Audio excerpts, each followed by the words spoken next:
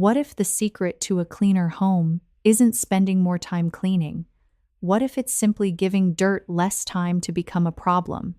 I think most of us have been there. You finish cooking and tell yourself you'll wipe the stove later. A few hours pass. The grease cools, dries, and suddenly, what could have taken 30 seconds now needs scrubbing. The same thing happens in the bathroom. A little water stays on the walls after every shower. It doesn't look like much at first, but leave it there day after day, and eventually you're dealing with mineral buildup, musty smells, or mold. And that's usually how cleaning becomes exhausting. Not because the original mess was huge, because we waited until a small problem became a bigger one. One thing I find interesting about many Japanese homes is that the approach often feels completely different. The goal isn't to spend every free moment cleaning, and it certainly isn't to keep the house looking like nobody actually lives there. The idea is much simpler. Deal with small problems while they're still easy. A splash gets wiped before it dries. Water gets removed before it sits overnight. Cleaning tools are kept close enough that using them doesn't feel like a project. These little habits may only take 20 or 30 seconds, but repeated every day, they can eliminate the kind of buildup that usually turns into an hour of work on the weekend. And once you look closely, most of the habits in this video come back to 3 simple principles. First, stop dirt before it has time to settle. Second, control moisture before it turns into stains, odors, or mold. And third, reduce the friction around cleaning. That last one matters more than people realize. If cleaning a bathroom mirror means walking to another room, finding the spray, finding a cloth, coming back, cleaning the mirror, and putting everything away again, it's easy to say, "I'll do it later." But when the cloth is already nearby, you notice the mark. You wipe it. You're done. That's the difference between relying on motivation and building a home that makes small maintenance almost automatic. And that's really the bigger lesson here. A low-maintenance home isn't necessarily cleaned more often. It's designed so mess has fewer chances to grow. So throughout these 15 habits, don't just pay attention to the individual tricks, pay attention to the system behind them. Because once you understand that system, you can start applying it to parts of your own home that aren't even mentioned in this video. And the best place to see this idea in action is somewhere dirt can go from easy to stubborn surprisingly fast: the kitchen stove. Let's start with the kitchen stove, because this is where one of the simplest cleaning rules becomes obvious. A lot of messes have what I like to think of as an easy cleaning window. There's a short period when the mess is still fresh, still soft, and still easy to remove. Miss that window, and the exact same mess can become 3 or 4 times more annoying. Grease is a perfect example. You finish cooking dinner, turn off the stove, serve the food, and naturally, cleaning is the last thing on your mind, so you leave the splatters for later. The problem is that later is exactly when they become harder to clean. As grease cools, it thickens. Food splashes dry. Little drops around the burners begin to stick. What might have taken one quick wipe turns into scrubbing. That's why one useful habit is to wipe the stovetop soon after cooking, while the surface is still slightly warm and the grease hasn't fully set. And I want to emphasize slightly warm. Don't wipe a surface that's still dangerously hot. Let it cool to a safe temperature first. Once it's safe to touch, a damp microfiber cloth is often enough to pick up fresh grease before it hardens. No big cleaning session, no waiting until Saturday, just one quick reset while the mess is still easy. And this idea doesn't stop at the stove. Think about all the tiny spills that happen in a kitchen during a normal week. A drop of sauce lands on the counter, a few crumbs collect beside the toaster, water pools around the sink. One of those things doesn't look serious, and honestly, it isn't. At least not yet. The problem begins when today's tiny mess is joined by tomorrow's tiny mess, and then the next day's. That's how buildup happens. Not all at once. Layer by layer. There's another place where this becomes really obvious. The shelf where you keep cooking oil, soy sauce, vinegar, or other seasonings. Take a look underneath those bottles sometime. Even when the bottles look clean, you may find a sticky little ring underneath them. Oil runs down the side. Sauce drips from the cap. A little residue gets transferred to the shelf every time you put the bottle back. At first, it's barely noticeable. A few weeks later, the whole area can feel greasy. One simple way to prevent that is to place a small, washable mat, tray, or replaceable absorbent liner underneath the bottles that tend to drip. Then the mess lands on something designed to catch it. Instead of scrubbing the shelf over and over, you wash the mat or replace the liner. That's a small change, but it reflects a much smarter way of thinking about cleaning. You don't always have to become better at removing dirt. Sometimes you can simply stop the dirt from reaching the surface in the first place. And once you start noticing these easy cleaning windows, you see them everywhere. A splash of sauce is easy now. Tomorrow it may be dried onto the counter. Crumbs are easy to sweep up now. Leave them long enough, and they get pushed into corners and under appliances. Water around the sink is easy to wipe now. Leave it sitting day after day, and you may eventually be dealing with marks and buildup instead. That's the pattern. Many household messes don't become difficult because they started out difficult. They become difficult because they were given time to dry, harden, spread, or accumulate. So instead of asking, "When should I deep clean this?" try asking a different question. Can I make this disappear while it's still easy? Because the easiest stain to clean is often the one that hasn't had time to become a stain yet. And that same idea becomes even more important in the next part of the home, where the problem isn't grease, it's water. Now let's move from grease to something that looks much more harmless: water. A few drops on the shower wall don't seem like a cleaning problem. Neither does a little water sitting around the kitchen sink, and that's exactly why it's so easy to ignore. But water has a way of creating work slowly. It evaporates and leaves mineral marks behind. It mixes with soap and creates residue. It keeps surfaces damp longer than they need to be. And in places that stay humid, that persistent moisture can create the kind of environment where mold and musty odors become much harder to avoid. So one of the simplest habits is also one of the most useful. After a shower, don't leave all that water sitting on the walls and glass. Take a shower squeegee and give the room a quick reset. We're not talking about cleaning the entire bathroom. This isn't a 15-minute routine. It can take 30 seconds. Start with the glass. Pull the water downward. Then do the walls where the most water tends to collect. If there are obvious puddles or droplets sitting in one area, clear those too.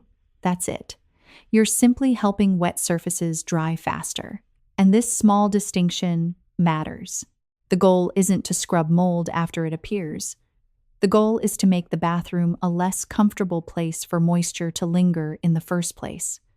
Think of it as a 30-second bathroom reset.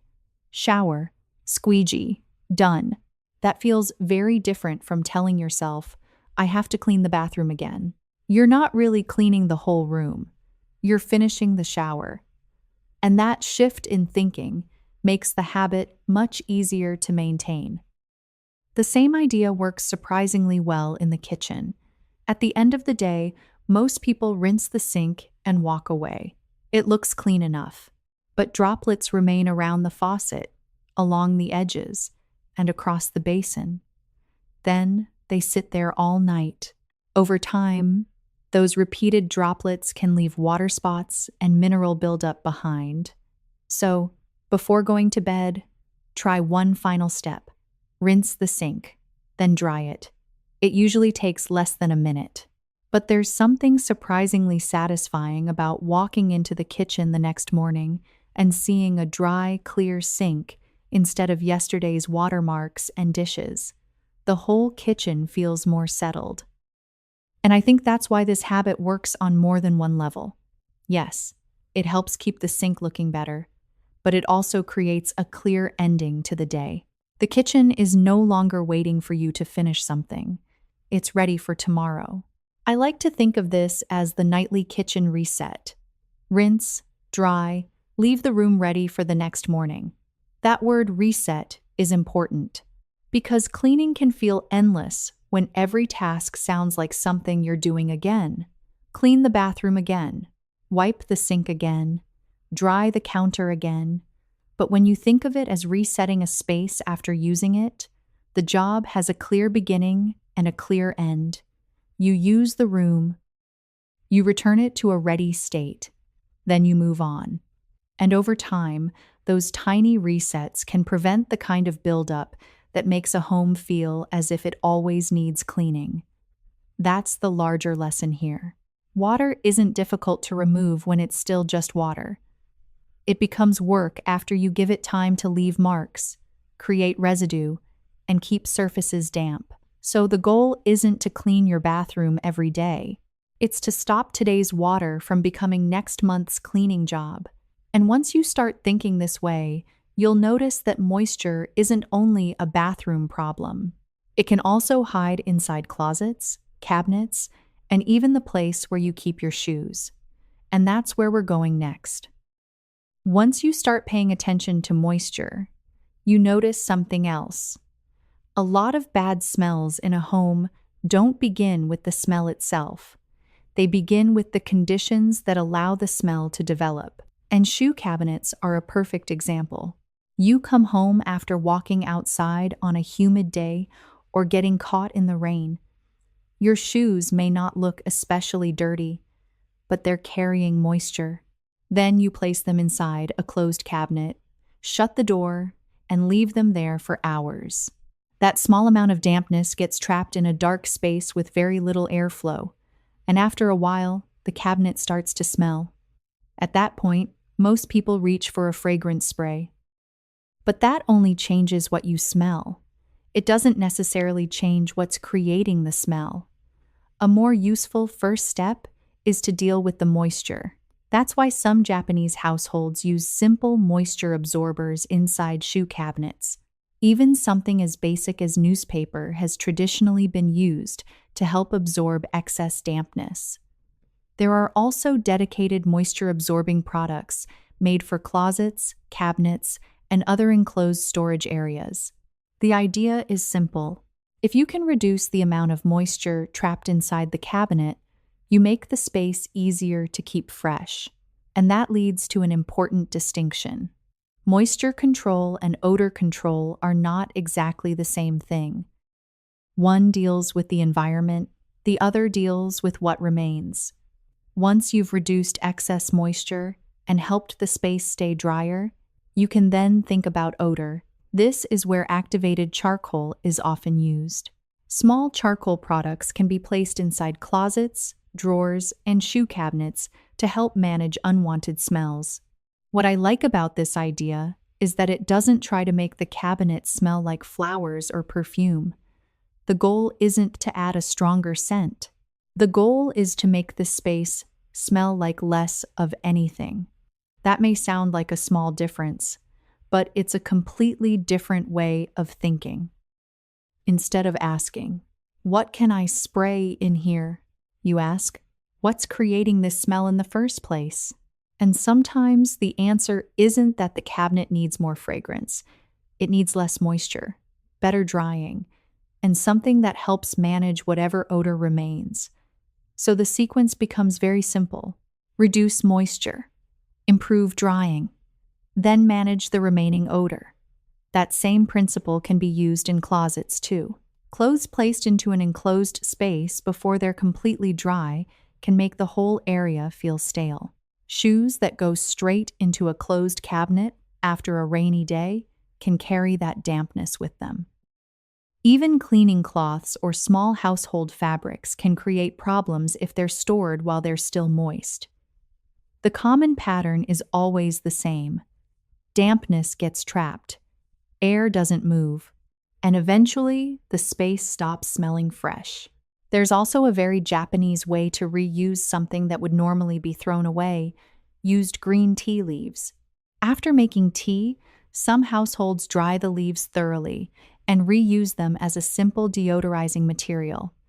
But the important word here is thoroughly. The tea leaves need to be completely dry. You don't want to add more moisture to a place where moisture is already part of the problem. Once dried, the leaves can be placed in a small, breathable container or used in an area where unwanted odors tend to collect. It's a small example of a much bigger idea. Before buying another product, look at what you already have. Before covering a smell, look for the source. And before reaching for fragrance, ask whether moisture is part of the problem. Of course, none of these tricks replace normal cleaning. If a shoe cabinet is dirty, it still needs to be cleaned. If something has spilled, it still needs to be wiped up. And if there's an ongoing moisture problem, an absorber or a little charcoal isn't going to magically solve the entire situation. These habits work best as prevention. They're there to keep a clean space from becoming unpleasant again too quickly. That's the difference. You clean the source. You reduce the conditions that create the problem. Then you use small preventive habits to help the space stay that way. And once you understand that, odor becomes much easier to think about. Don't just ask, how do I make this smell better? Ask, what is allowing the smell to develop? Because sometimes the smartest way to make a home smell cleaner isn't adding another scent. It's removing the conditions that made the odor possible in the first place. And there's another place where prevention works especially well. Right at the boundary between the outside world and your home. The entryway. Now let's move to one of the most overlooked places in the house. The entryway. Most people think cleaning starts after dirt is already inside. You vacuum the living room, you dust the furniture, you wipe the floors. But there's another way to think about it.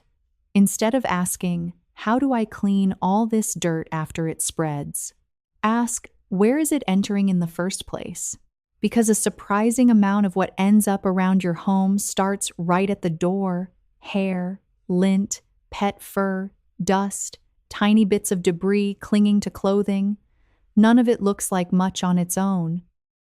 But once you sit on the sofa, hang your jacket in a closet, or walk through several rooms, those little particles have a chance to travel with you. That's why keeping something as simple as a lint roller near the entryway can be surprisingly useful. Not hidden in a bedroom drawer, not buried at the back of a closet, right where you naturally transition between outside and inside. Before heading out, you can quickly remove visible lint or hair from your clothes. And when you come home, if your coat or pants have picked up pet fur, loose fibers, or obvious debris, you can take care of some of it before sitting down on furniture or putting those clothes back into storage. It takes seconds. But the location of the tool is what makes the habit work. If the lint roller is 3 rooms away, you'll probably tell yourself you'll deal with it later. If it's right by the entrance, the action becomes almost automatic. You walk in, you notice something on your jacket. A few quick rolls. Done. And there's a bigger idea hiding inside this tiny habit. In many Japanese homes, the entrance isn't treated as just another part of the floor plan. It's a transition zone. There's the outside world, and then there's the cleaner interior space you're trying to protect. That shift in thinking matters, because once you see the entryway as a boundary, you start asking different questions. What am I bringing inside? Where should shoes stop? Where should outdoor items be placed? What can be removed before it travels farther into the house? You don't have to create some complicated entryway system. The point is simply to intercept what you can while it's still concentrated in one place, because dirt is easiest to manage before it spreads.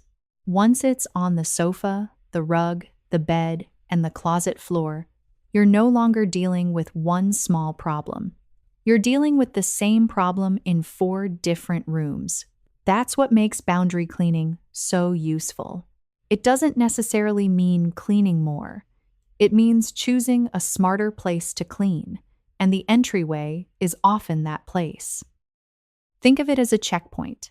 Outside dirt comes in, you remove what you reasonably can, then the rest of the home has less to deal with. This principle can also change the way you think about organization. A cleaning tool is most useful when it lives near the moment you actually need it. The same goes for shoe care, umbrellas, bags, and other things that constantly move between outside and inside. The goal isn't perfection. You're not going to stop every speck of dust at the front door, but even reducing what travels deeper into the home can make routine cleaning feel lighter. And that's the real lesson. One of the smartest places to clean your home is before the dirt reaches the middle of it. But preventing dirt from entering is only part of the system. Once a mess is already there, cleaning becomes much easier when the right tool is already within reach. And that's what we'll look at next. Once dirt is already inside the home, the next question becomes very simple. Are you using the right tool for the job? A lot of cleaning gets harder than it needs to be because the tool is too big, too awkward, or just not designed for the space you're trying to reach. Take the area around a faucet. A sponge works fine on the large surface of the sink. But try getting that same sponge into the narrow line where the faucet meets the counter. It doesn't fit. The same thing happens with sink corners, sliding door tracks, window grooves, and all those tiny gaps where dust and grime seem to collect on purpose. That's where something as simple as an old toothbrush becomes surprisingly useful. The head is small, the bristles can reach into corners, and you can work around edges that a sponge or larger brush would completely miss. Instead of throwing an old toothbrush away, you can give it one more job before it finally leaves the house. But there is one rule worth remembering. Don't use the same toothbrush everywhere. If one brush is used around the bathroom, don't turn around and use it near the kitchen sink. Keep them separated by cleaning zone. You can label them if that helps. One for the bathroom, one for window tracks, one for utility areas. The point isn't to create a complicated system. It's simply to avoid moving grime from one part of the home to another. And this leads to a bigger principle. The best cleaning tool isn't necessarily the newest one. It isn't always the most expensive one either. It's the tool that matches the size and location of the problem. A large mop is great for a floor. It's terrible for a narrow corner. A sponge is perfect for a countertop. It may be useless in a tiny groove. Sometimes a $2 brush can do a better job than a fancy cleaning tool simply because it fits. And there's another part of tool design that people often overlook: where the tool lives. Think about your broom or mop for a second. If it's leaning in a corner, touching the floor, squeezed behind other things, and still slightly damp from the last use, you're creating 2 problems. First, the tool may not dry as well as it should. Second, every time you need it, you have to pull it out of a messy pile. Neither of those things makes cleaning easier. That's why hanging certain cleaning tools can be such a simple improvement. A mop hanging on a hook can dry with more airflow around it. A broom kept off the floor doesn't add more clutter to the corner. Brushes are easier to see. And when a tool is easy to see and easy to grab, you're far more likely to use it for a quick job. That last part matters. Because organization isn't only about making a storage space look neat. It's about changing how easy the next action feels. If your broom is buried behind boxes, cleaning up a few crumbs feels like a task. If the broom is hanging right there, ready to go, those same crumbs take 20 seconds. So when you organize cleaning tools, you're really doing 2 things at once. You're taking better care of the tools, and you're making future cleaning easier for yourself. That's why good cleaning systems don't just organize the house. They organize the tools that maintain it. And once you understand that, another idea starts to make sense. The best place for a cleaning tool is often not where all the other cleaning tools are stored. It's where you're most likely to need it. And that's exactly what we'll look at next. Here's where cleaning starts to become less about cleaning products and more about behavior. Because sometimes the reason we don't clean something has nothing to do with laziness. The task just has too many steps. Think about a bathroom mirror. You notice a small mark on it. It would probably take 20 seconds to wipe off. But the spray is in a cabinet down the hall. The microfiber cloth is somewhere in the laundry room. So now the task isn't just wipe the mirror. It's notice the mark, walk away, find the spray, find the cloth, come back, wipe the mirror, put everything away again, and suddenly, a 20-second job feels like something you'll do later. That's cleaning friction. It's all the little steps between noticing a problem and actually fixing it. And the more steps there are, the easier it is to procrastinate. One simple way to reduce that friction is to keep basic cleaning supplies close to the places where they're actually used. A microfiber cloth in the kitchen, a small brush or cleaning cloth near the bathroom, a lint roller near the entryway. Whatever tool makes sense for the kind of mess that happens in that specific area. The goal isn't to turn every room into a cleaning closet. You don't need bottles and brushes sitting everywhere. You just want the most useful tool close enough that a tiny mess stays a tiny task. Because when the cloth is already nearby, the whole process changes. You see the mark, you wipe it, done. No planning, no special cleaning session, no need to get around to it. And that's one of the most useful ideas in this entire video. A lot of people try to keep their homes clean by relying on motivation. They tell themselves they'll be more disciplined, they'll clean every Saturday, they'll stop putting things off. But motivation is unreliable. Some days you're tired, some days you're busy, some days you simply don't feel like cleaning. A better system doesn't ask you to feel motivated every time. It makes the right action easier to take. That's why one giant cleaning station isn't always the best answer. It looks organized. Everything is in one place. But if that place is far away from where small messes actually happen, you may be creating extra work for yourself. Imagine noticing crumbs on the kitchen counter and having to walk to a hallway closet just to get the cloth. Or seeing a little water around the bathroom sink and needing to go downstairs for a cleaning spray. The cleaning itself may only take a few seconds. The inconvenience is what makes you delay it. So instead of organizing supplies only by category, try organizing some of them by use. Ask, where does this mess usually happen? What do I need to fix it? Can that tool live closer to the problem? That last question is powerful, because good organization isn't just about where things look neat. It's about what happens next. Can you reach the tool easily? Can you use it without thinking? Can you put it back without creating another chore? If the answer is yes, you've removed friction. And when friction goes down, consistency usually goes up. Not because you've suddenly become a more disciplined person, because the environment is helping you. That's the bigger lesson. A clean home isn't only about discipline. It's about designing the home so the right action is easier. And once you start thinking this way, cleaning begins to fit into everyday life almost automatically. You don't always need to find a separate hour. Sometimes you just need to use the small moments that already exist, and that's where we're going next. At this point, there's another reason these habits can feel easier than traditional cleaning. They don't always require you to set aside more time. Sometimes they simply use time that's already there. Let's start with something that doesn't involve wiping or scrubbing at all. Airflow. In many homes, stale air and lingering moisture can make a space feel heavier than it really is.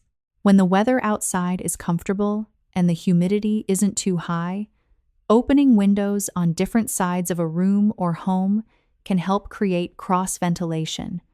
Fresh air comes in, stale air has a way out, and the whole space can feel lighter within a few minutes. This can be especially helpful after cooking or after a room has been closed up for a long time. But there's an important detail here. Cross ventilation isn't a universal rule.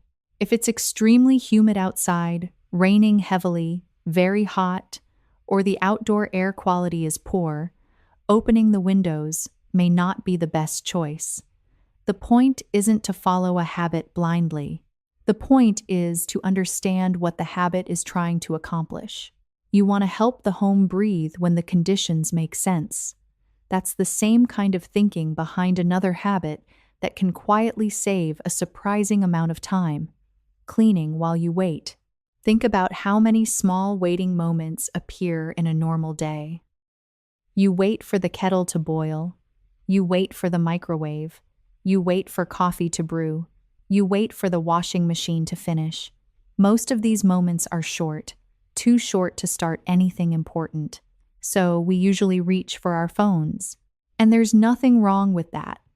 But sometimes that same 1 or 2 minutes is exactly enough to finish a tiny household task. While the kettle is heating, wipe the countertop. While the microwave is running, clear a few things from the sink. While coffee is brewing, put away a few dishes. While the washing machine is running, straighten one small shelf or wipe the top of a nearby surface. Not the whole room, not the whole house. Just one small thing. This is what I think of as micro-cleaning. And the important part is that you're not creating another cleaning session. You're attaching a tiny task to a moment that already exists. That changes the feeling completely. Imagine you have 5 chores that each take 1 minute. If you save all 5 for later, your brain sees a cleaning session. You have to stop what you're doing, get started, do all 5 things, then get back to your day. But if each one is attached to a different waiting moment, they almost disappear into the routine. 1 minute while the kettle boils, 1 minute while something heats in the microwave, 1 minute before the laundry cycle ends. By the end of the day, several small jobs are finished without ever feeling like you spent time cleaning.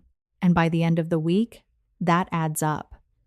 This is where a lot of people misunderstand what makes a home easy to maintain.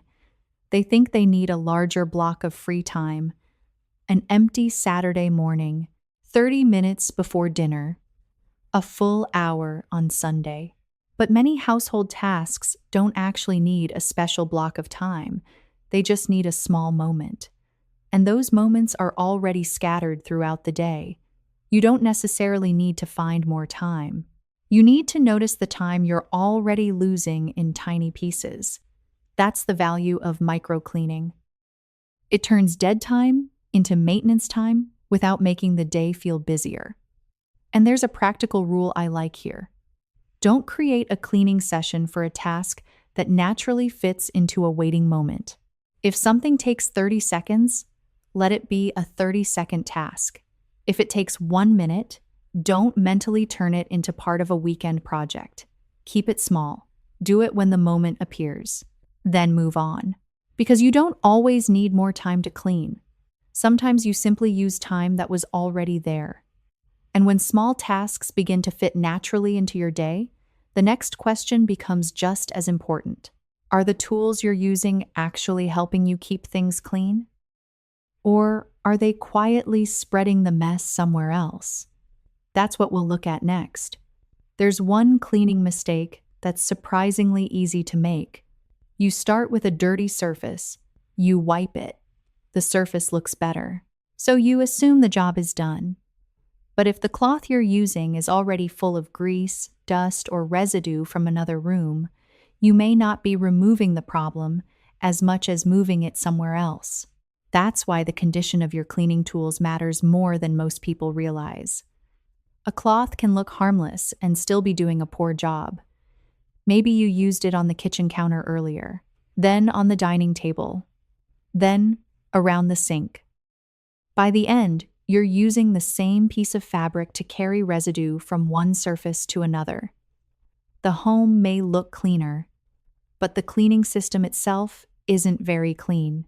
A simple fix is to wash cleaning cloths regularly and let them dry completely after use. Damp cloths left crumpled in a corner tend to stay unpleasant much longer. Spread them out, let air reach them, and replace them when they're no longer doing their job well. You can also make the system easier by separating cloths by zone. One set for the kitchen, one for general surfaces, and another for the bathroom or toilet area. You don't need a complicated labeling system. Different colors can be enough. Or simply keep each cloth in the room where it belongs. The goal is straightforward. Don't use the tool that cleaned one kind of mess to spread that same mess somewhere else. And this brings us to one final bathroom habit: closing the toilet lid before flushing. It's one of those actions that takes almost no extra effort. 1 second. That's it. When a toilet flushes, tiny droplets can be released into the surrounding area. Closing the lid can help reduce some of that spread, but it's important to keep this in perspective. Closing the lid does not replace regular bathroom cleaning. It doesn't mean you can ignore the toilet, the floor, the sink, or nearby surfaces. It's simply one more preventive habit. And that idea is really what connects these last two tricks. A clean cloth prevents residue from traveling between surfaces. Separating cleaning tools prevents one zone from contaminating another. Closing the toilet lid is another small attempt to keep what belongs in one place from spreading into another. So, cleaning isn't only about removing what you can see, it's also about controlling movement. Where does the dirt go? Where does the moisture go? What does your cloth pick up? And where does it go next? Those questions matter because a home can look clean while the cleaning process itself is quietly moving the problem around. Think about using the same cloth on a kitchen counter and then on a bathroom surface. Or wiping something dirty, rinsing the cloth quickly, and immediately using it somewhere else. You may have finished the visible task, but you haven't necessarily broken the chain. That's why prevention isn't only about stopping dirt before it appears. Sometimes it's about stopping dirt from traveling after it's already there. And this is a useful rule to remember. Before asking whether something looks clean, ask whether your cleaning method is moving the problem somewhere else. Because the smartest cleaning systems don't just remove dirt, they control where it can go. And now that we've gone through all 15 habits, there's one final question. How do you turn all of this into something you can actually keep doing without feeling like your entire life revolves around cleaning? The answer is much simpler than trying to adopt 15 new habits at once. And that's what we'll finish with. So after all 15 habits, here's the part that matters most. You do not need to start doing all 15 tomorrow. In fact, I wouldn't recommend it, because the point of these habits isn't to give you a longer cleaning checklist. It's to give you less cleaning to deal with in the first place. That's the real pattern behind everything we've covered. Stop dirt early. Control moisture. And remove as much friction from cleaning as you can. That's it. If you remember those 3 ideas, you don't have to memorize every single trick. You can start looking at your own home differently. Instead of asking, "How often should I clean this?" you start asking, "What can I do so this doesn't become difficult to clean?" That's a much more useful question. Because a clean home shouldn't constantly demand your attention. It shouldn't feel like something is always waiting for you.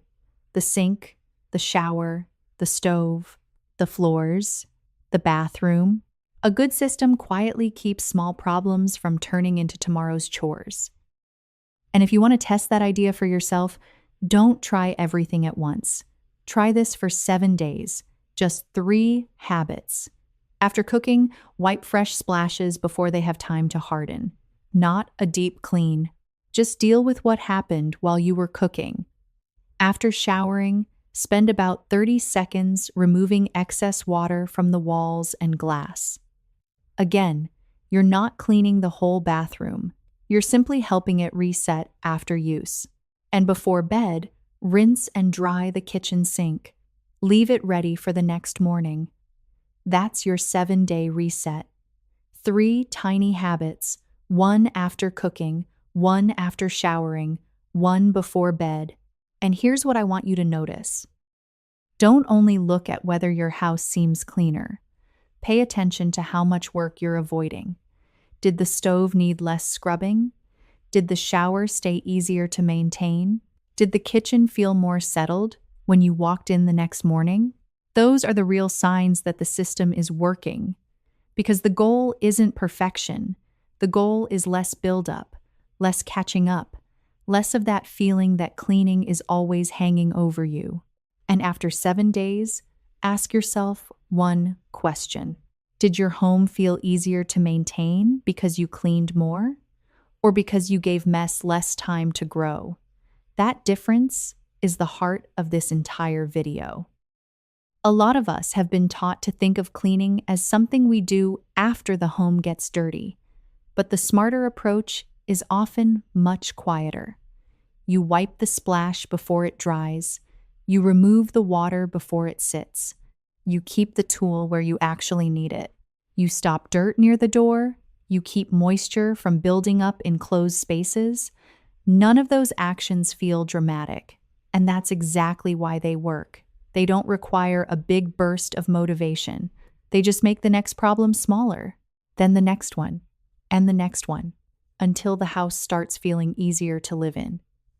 Not because you're constantly cleaning, but because you're constantly preventing small messes from becoming big ones.